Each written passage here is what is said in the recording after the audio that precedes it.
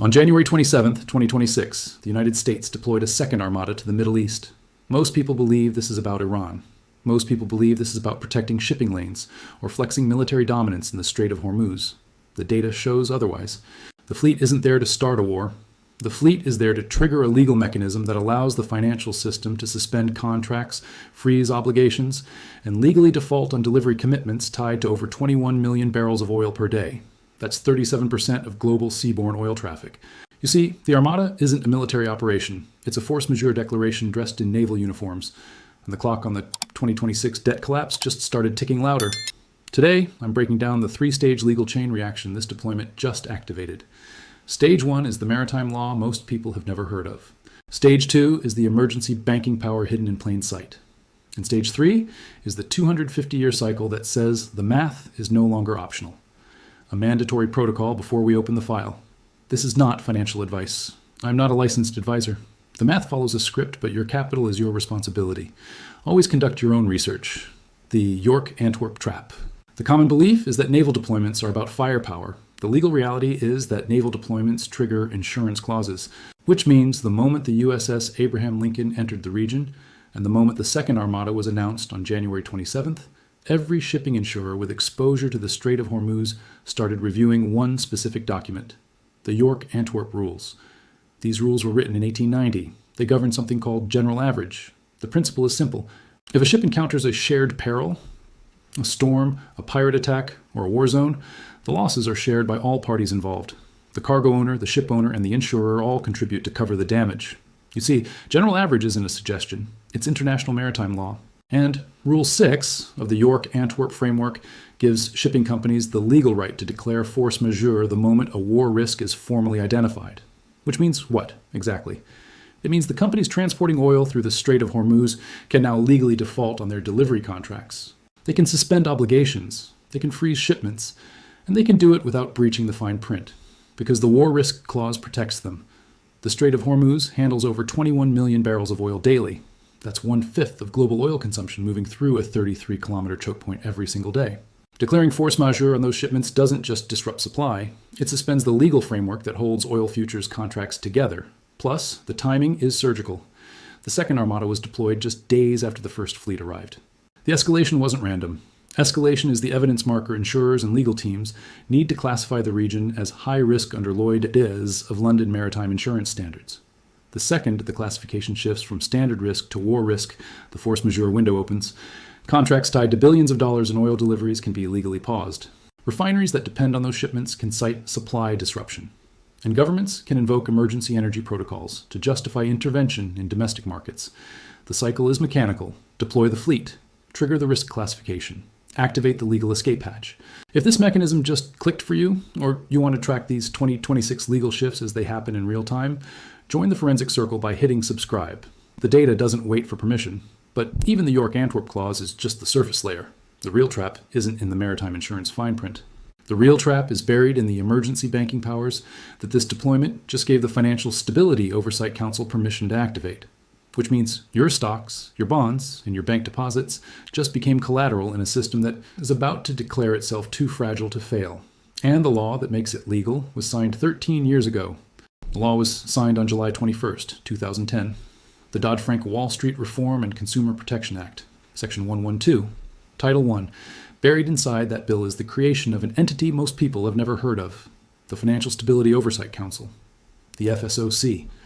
Its mandate is simple: identify emerging threats to the financial system, designate systemically important financial institutions, and operationalize emergency responses to prevent collapse. Which means what? It means the FSOC has the legal authority to declare a financial emergency. And the moment that declaration is made, a cascade of pre-authorized powers activates across the Treasury, the Federal Reserve, and the banking system. You see, the Council is chaired by the Secretary of the Treasury. It includes the Federal Reserve Chair, the heads of the SEC, the FDIC, and the Comptroller of the Currency. 10 voting members, all with access to classified economic data, all with the power to move trillions of dollars without congressional approval during a crisis. And in 2026, the FSOC's stated priority is operationalizing responses to financial distress, tied to geopolitical instability and systemic credit risk. The armada just handed them the geopolitical instability. The debt wall is already delivering the systemic credit risk. The mechanism works like this. Step 1. A national security event creates a supply shock. Oil deliveries are frozen. Energy prices spike. Inflation accelerates. Step 2. The FSOC identifies the supply shock as an emerging threat to financial stability under Section 113 of Dodd-Frank. Step 3. Emergency protocols are activated. And one of those protocols involves something most people don't understand about the assets sitting in their brokerage accounts. They don't own them. This is where the fine print becomes the trap. Most people believe that when they buy a stock, they own that stock. The data shows otherwise. Under the Uniform Commercial Code Article 8, the system that governs securities transactions in the United States, investors do not hold direct ownership of stocks or bonds. They hold something called a security entitlement, which means what? It means your stocks are held by a custodian, usually a bank or a brokerage. And legally, you don't own the shares. You own a contractual claim to the economic value of those shares. The difference is everything. You see, under UCC Article 8, Section 503, if the custodian faces a systemic liquidity crisis, your security entitlement can be subordinated to the claims of the custodian's creditors. The bank doesn't steal your stocks. The bank uses them as collateral to shore up its balance sheet during a meltdown. And the law makes it legal. The legal term is rehypothecation. It's the practice of using client assets as collateral for the institution's own borrowing. Most brokerage agreements include clauses that permit this. The clause is buried in Section 12 or 15 of the customer agreement, the one nobody reads. Which means the moment the FSOC declares a systemic threat, the institutions holding your security entitlements can legally freeze, pledge, or reallocate those assets to stabilize the system. Your portfolio doesn't disappear, it just stops being yours. The timing is mechanical. 2026 is the year $3 trillion in corporate debt matures. That's $3 trillion in bonds and loans that were issued when interest rates were near zero. Companies borrowed cheap money to buy back stock, expand operations, and refinance older debt. The problem is that those bonds are expiring, and the companies that issued them now have to refinance at triple the cost. You see, in 2020 and 2021, corporations could borrow at 2%. In 2026, the refinancing rate is 6 to 8%, which means a company that borrowed $1 billion at 2% now owes $60 million in annual interest. If they refinance at 8%, that interest payment jumps to $80 million. $20 million in additional annual payments per billion borrowed across the entire corporate debt market. The math is unsustainable. Plus, the companies most exposed to this refinancing cliff are in commercial real estate, retail, and energy. These are the sectors already facing structural headwinds from remote work, e-commerce displacement, and energy transition costs, which means the defaults are inevitable. And when the defaults accelerate, the stress moves from corporate balance sheets to the banks that hold those bonds as assets. The moment the banks face liquidity pressure, the FSOC has the legal justification to intervene. The intervention doesn't look like a bailout. It looks like an emergency stabilization. And the collateral used to stabilize the system is the security entitlements held in your brokerage account. The Armada provides the national security cover. The York-Antwerp Force Majeure clause disrupts oil contracts and spikes energy costs. The energy shock triggers inflation. Inflation forces the Federal Reserve to hold rates higher for longer. Higher rates accelerate corporate defaults on the $3 trillion debt wall. The defaults create systemic stress. The FSOC identifies the stress as an emerging threat. Emergency powers are activated. UCC Article 8, subordination begins. The cycle is airtight. You see, the fleet isn't in the Middle East to fight a war. The fleet is there to create the legal conditions for a controlled financial reset. The kind of reset that requires collateral. The kind of collateral that's sitting in retirement accounts, pension funds, and brokerage portfolios across the country. The system doesn't break. The system extracts. The historical precedent exists. In March of 2013, Cyprus became the test case. The Cypriot banking system faced insolvency. The European Central Bank and the International Monetary Fund refused to bail out unless depositors shared the losses. The result was a bail-in. Depositors with accounts over 100,000 euros lost 47.5% of their deposits. The money wasn't stolen. It was converted into equity in the failed banks, equity that later became worthless. The legal mechanism was the same. The banks used depositor funds as collateral to recapitalize themselves, and the government declared it legal under emergency banking laws passed after the 2008 crisis. Cyprus was the blueprint. Dodd-Frank Title II codified the blueprint into U.S. law. It's called the Orderly Liquidation Authority. It gives the FDIC the power to seize a failing bank and impose losses on creditors, including depositors and security entitlement holders, to prevent systemic contagion. The law has been on the books since 2010. The mechanics have been tested in Cyprus. The justification is being built in the Strait of Hormuz, and the $3 trillion debt wall is the timer. The cycle dictates that empires don't collapse from external invasion. They collapse from internal math problems, disguised as external threats. Rome debased the denarius and blamed the barbarians. Spain inflated the silver supply and blamed the Protestants. Britain printed pounds and blamed the Kaiser. The script is the same. The armada is the barbarian. The debt wall is the denarius, and your security entitlement is the collateral they need to buy 6 more months of stability before the next chapter starts. The data shows the mechanism is already active. The law shows the mechanism is already legal. The calendar shows the mechanism is running out of runway, which means the question isn't whether the reset happens. The question is whether you're positioned outside the collateral pool when the extraction begins. The United States turns 250 years old on July 4th, 2026. Most people will call it a celebration. The data calls it a deadline. You see, in 1976, a British military historian named Sir John Glubb published a study called The Fate of Empires in Search for Survival. He analyzed the lifespans of 11 major empires across 3,000 years of recorded history. Assyria, Persia, Rome, the Ottoman Empire, Spain, Britain. The pattern was consistent. The average lifespan of a great empire is 250 years.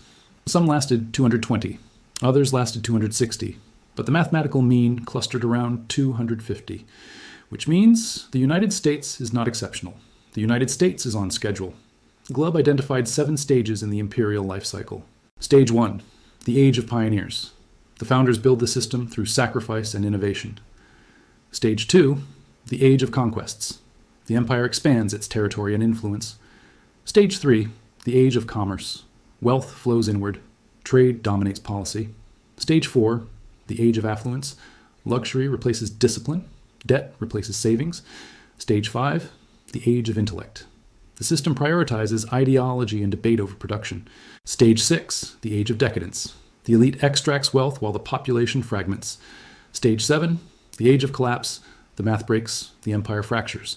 The cycle has repeated 11 times. And in 2026, the United States is entering stage 6. The Roman Empire provides the clearest parallel. Rome lasted 244 years as a dominant republic before it transitioned into imperial autocracy. The transition wasn't caused by barbarians at the gate. It was caused by a math problem inside the treasury. The denarius was the Roman currency.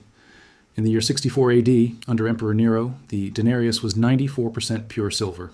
By the year 268 AD, under Emperor Gallienus, the denarius was 5% silver.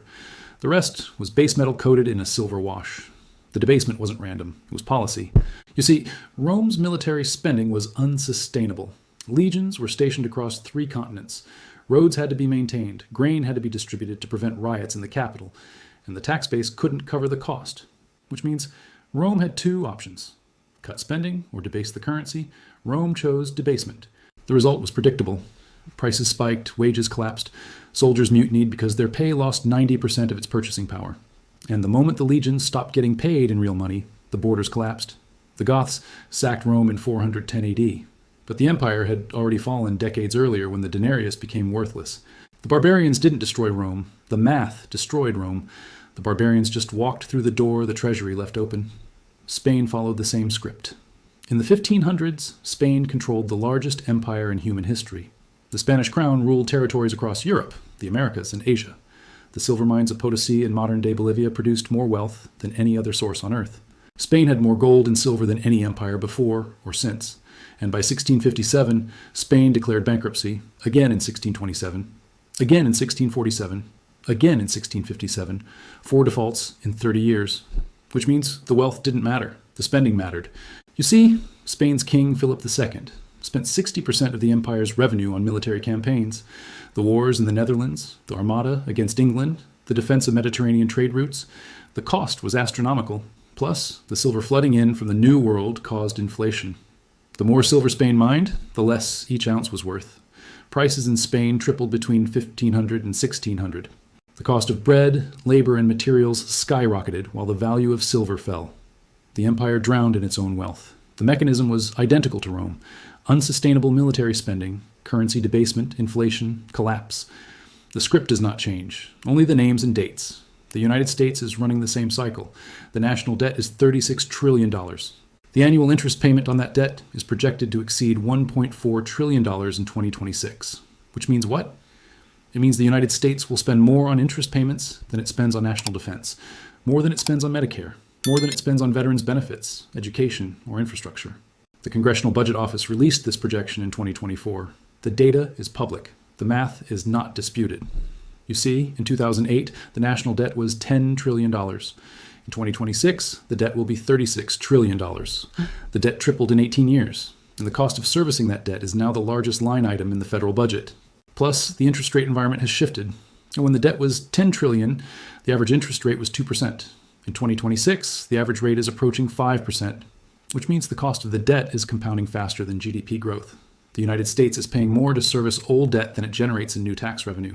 The deficit is structural, and the only way to close the gap is to print more dollars, which devalues the existing supply, which triggers inflation, which forces the Federal Reserve to raise rates, which increases the cost of the debt. The cycle is self-reinforcing. Rome debased the denarius, Spain inflated the silver supply.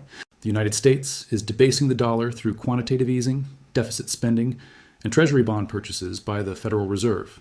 The mechanism is the same. The timeline is the same. The outcome is predictable. The 250-year cycle does not care about military dominance. Rome had the largest army in the world when the denarius collapsed. Spain had the most powerful navy in Europe when Philip II declared bankruptcy. The cycle does not care about resource wealth. Spain controlled the silver mines. Rome controlled the Mediterranean. The United States controls the world's reserve currency. The cycle only cares about math. And the math in 2026 is identical to the math in Rome in 268 AD and Spain in 1657. Unsustainable debt, currency debasement, military overextension, interest payments exceeding revenue. The script has been written. The United States is reading the same page as Rome and Spain read before the final chapter. He, armada in the Strait of Hormuz, is not a deviation from the cycle. The armada is proof the cycle is accelerating. Empires in Stage 6 deploy military assets to manage internal crises disguised as external threats. Rome blamed the Goths. Spain blamed the Dutch. The United States is blaming Iran. But the real crisis is not in the Strait of Hormuz. The real crisis is in the Treasury Department, in the Federal Reserve balance sheet, in the $3 trillion corporate debt wall, in the UCC Article 8 fine print. The enemy is not external. The enemy is the math, and the math does not negotiate. Most people will watch this data and do nothing. Most people will assume the system is too big to change or that someone else will solve the problem before it reaches their account. The cycle shows otherwise. If you're the type of person who refuses to be a victim of the script, if you're tracking the 2026 timeline and the legal mechanisms being deployed in real time, then subscribe. We hold ourselves to a different standard here. The Forensic Circle does not wait for permission to see what's already written in the fine print. The next breakdown covers the Title II liquidation authority and how the FDIC is preparing to use your deposits as Tier 1 capital during the next systemic event. Make sure you're subscribed so you don't miss the reveal when it drops. The stage is set. Iran claims complete control of the Strait of Hormuz. Their military has constructed intelligent underwater tunnels and deployed anti-ship missile systems across the choke point. The force majeure conditions are not theoretical. They are operational. The armada is in position. The York-Antwerp clause is active. The FSOC has the legal justification it needs. And the $3 trillion debt wall is 12 months away. The system is not broken. The system is performing exactly as designed. Empires do not collapse randomly. They collapse mathematically. And the math in 2026 is identical to the math that destroyed Rome, Spain, and every other empire that believed it was exceptional. The music is stopping. The chairs are being removed. And history is not random. History is a blueprint.